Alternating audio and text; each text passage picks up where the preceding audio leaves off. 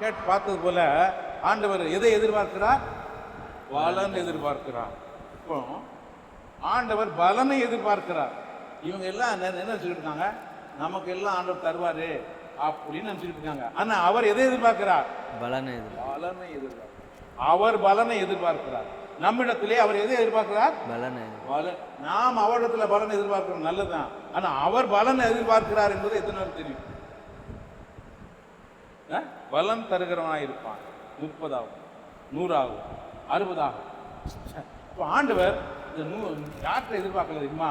இந்த திரள் கூட்டமான ஜனங்கிட்ட அதை எதிர்பார்க்கல. ஏன்னா அவங்க இருதயம்லாம் இப்படி இருக்கு. ஆனா கேட்கிறவன் இந்த 11 பேர்ட்டையும் ஆண்டவர் எதிர்பார்க்கிறார். இதே மாதிரிதான் உங்களிடத்திலும் என்னிடத்திலும் ஆண்டவர் எதை எதிர்பார்க்கிறார்?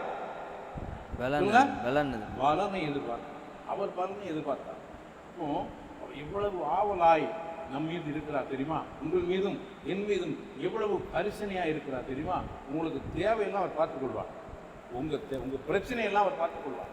உங்க சூழ்நிலையெல்லாம் அவர் பார்த்துக் கொள்வார். ஆனா அவர் ஒன்றே ஒன்று எதிர்பார்க்கிறார். வசனத்தை கேட்கிறவனும் அதை உணர்கிறவன். அப்போ வசனத்தை கொணத்தம்னா அவன் என்ன செய்வானா? 100ஆகவும். 15 படிங்க.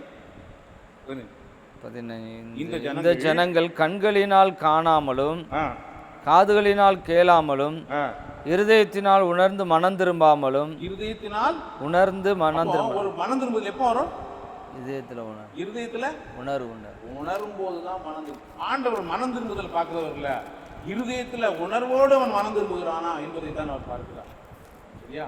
இருதயத்துல உணர்ந்து மனம் திரும்புகிறார். இவ்வளவு பெரிய பாக்கியம் தெரியுமா? இவ்வளவு பெரிய சிலாய்க்கும். இன்னைக்கு இதெல்லாம் எங்கேயுமே கேட்க முடியாது, பார்க்க முடியாது. இருதயத்துல உணர்ந்து மனம் திரும்புகிறது. வேதம் சொல்கிறது, தேவன் ஒரு இருதயத்தை அறிந்திருக்கிறார்.